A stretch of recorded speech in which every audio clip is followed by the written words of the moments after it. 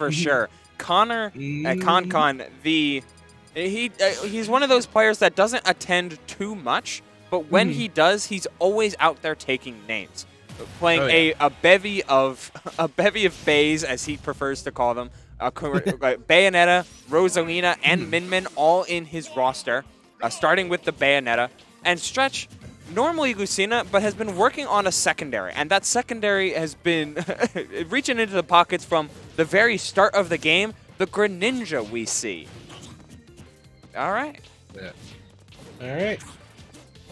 Now, this is going to be a weird matchup, to say the least, because Bayo can spend a lot of time punishing jumps, but what Greninja does best is utilize that low dash in combination with his very high jump to get places very quickly and then duck out of danger just as fast.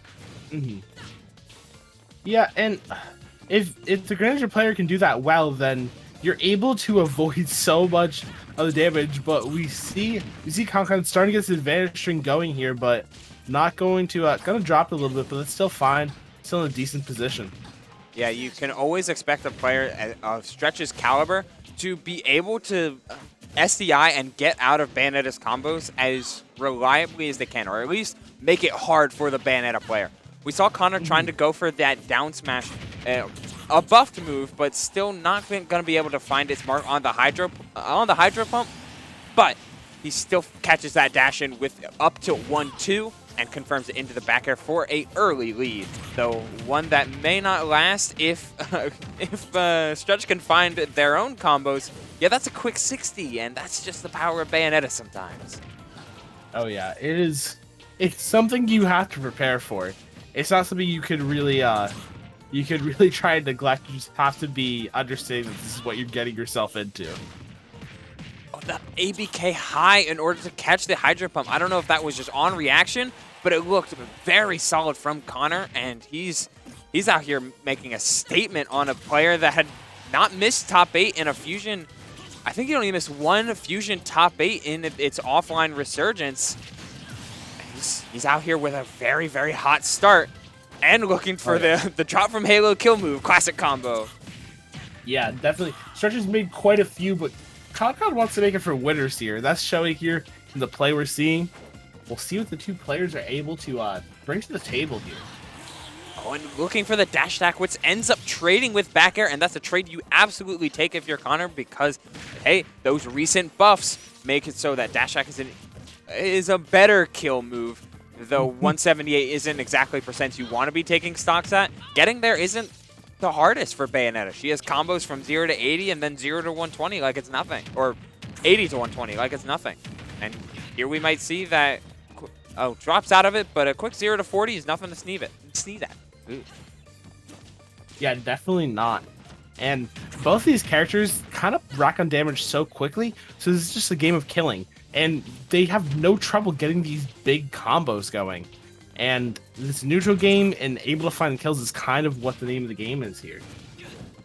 I really like how Connor's playing this matchup. Like, ConCon is showing up and running into Stretch's face with things like Afterburner Kick, but playing at such a positioning where either like he's always covering himself with hitboxes or out of Greninja's out of shield game range, which Greninja has a notoriously poor out of shield game. And the Bats Within, just for added measure of safety, he looks very hard to hit right now with any real meaningful hit and any real meaningful combo finisher, which at 75 you're not going to be closing out stocks anytime soon unless you find something very big very quickly. Yeah, definitely not, but can still find his way back, just needs to play this absolutely flawlessly. Has to deal with everything that Bayo has to offer, not doing a great job right now. And getting hit with the back air there.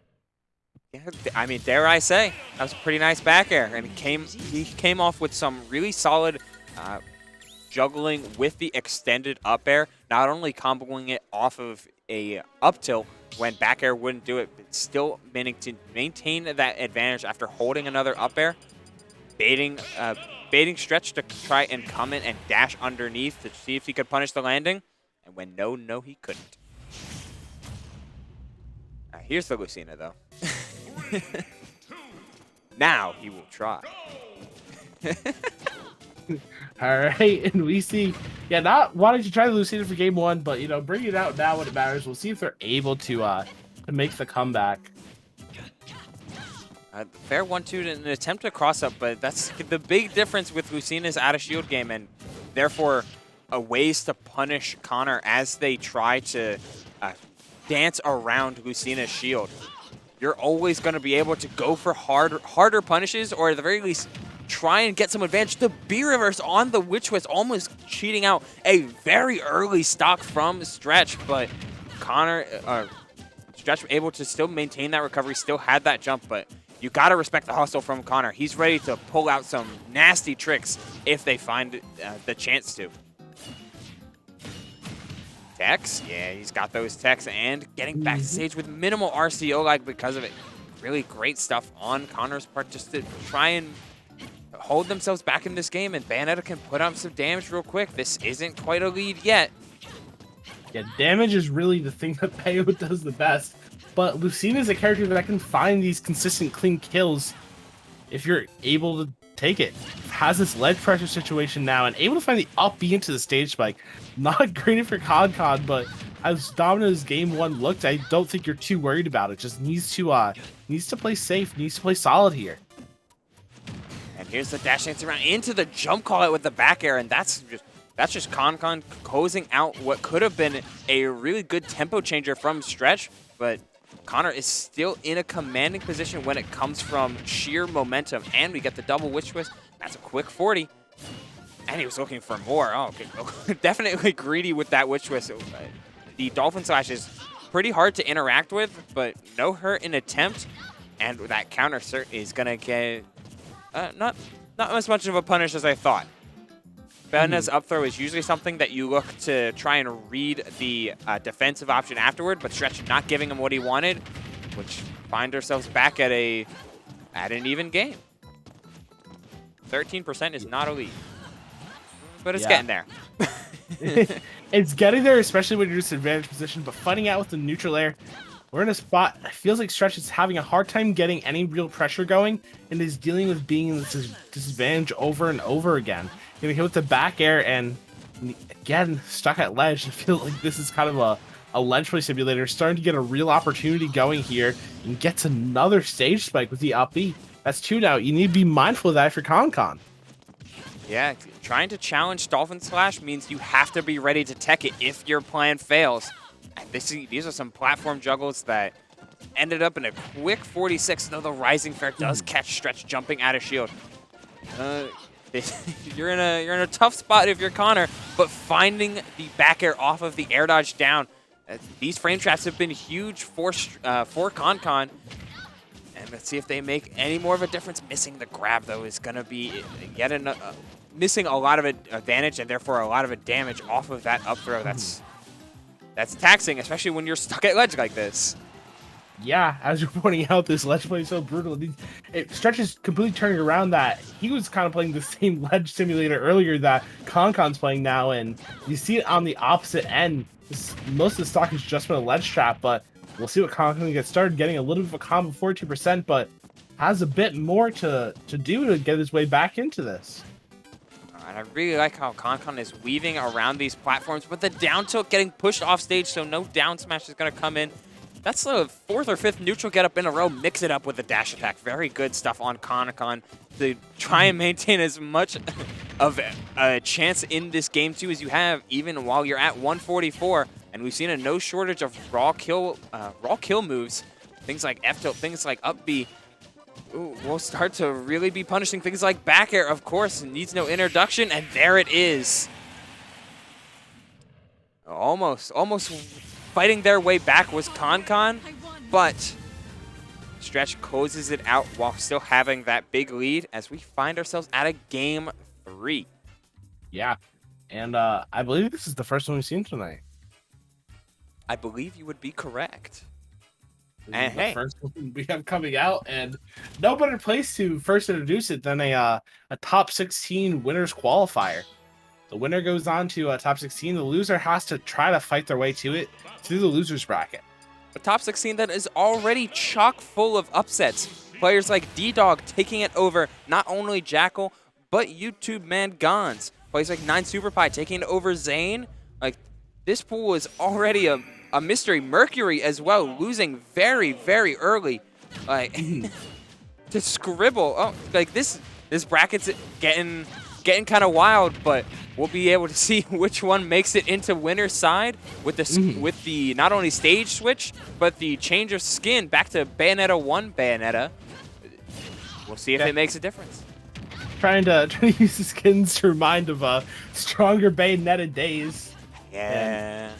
We'll see if they're able to work with it in this game. Starting to get this combo going, keeping up this pressure, and these battlefield is going to allow for more platform extensions, something that Stretch is definitely going to have to be wary of.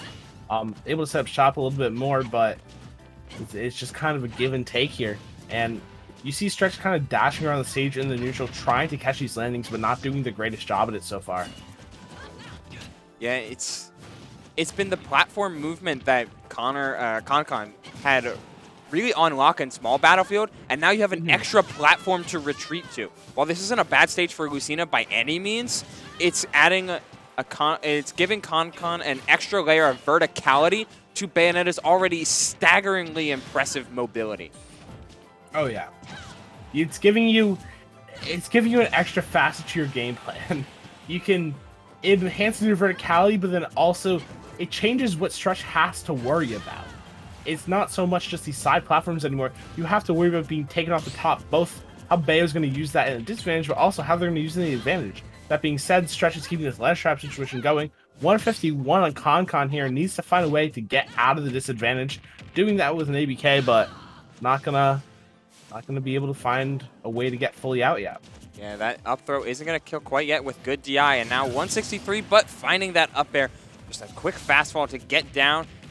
And the grab, yeah, you're still invincible, so that up smash could go unpunished. And the back air to meet the jump in. ConCon's retaliating hits in these past 2 games have been huge and necessary, because he's been finding himself behind the 8 ball when it comes to taking stocks, but always keeping it close. And the ABK to punish the standing on the platform with a quick 29 of his own. All right, able to get this reset almost completely. But we'll see what the players can manage to find now. There comes down just a quick jab 1-2 to keep Bayonetta out, and that's exactly what Stretch wants to do. Eventually, Connor is going to have to commit to something like a afterburner kick, but that down tilt is going to be a pretty big starter, though. Resets him on the platform and still finds more than the nair afterwards to try and keep Stretch off stage. Did he use his jump? I think he did. No, he didn't. Oh, what a good player.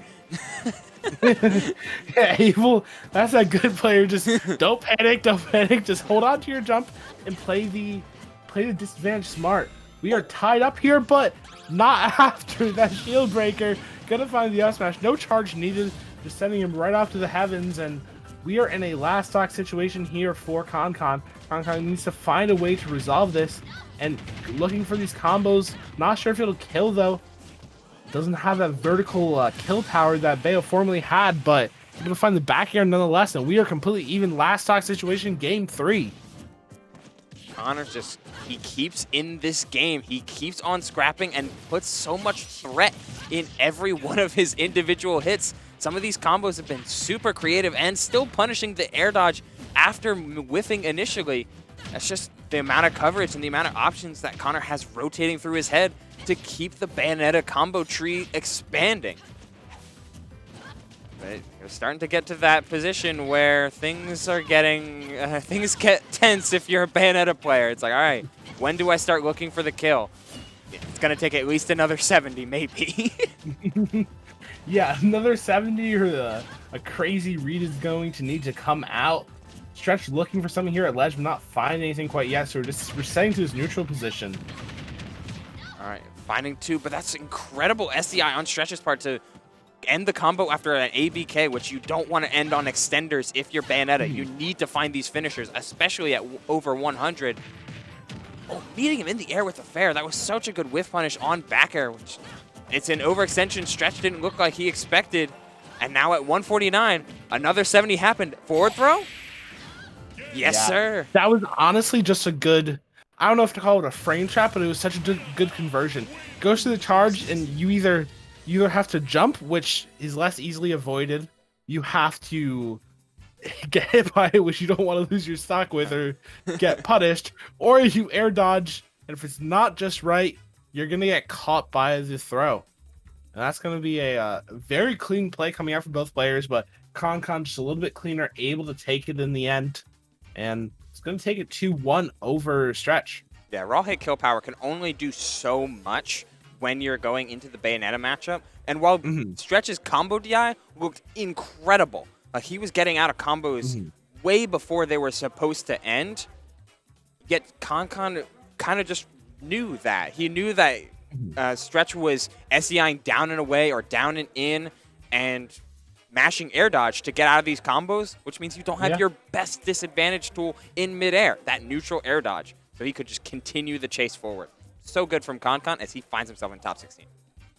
Yeah, it was just honestly a back and forth set. It felt like they were posturing each other, and the thing that mattered the most in that set was definitely the ledge play. Oh. They were punishing each other so massively on ledge that neither player was able to really get off for free 99% of the time. And because of that, how you play at the ledge was what mattered the most. It wasn't necessarily the combo game, although that definitely came out for ConCon.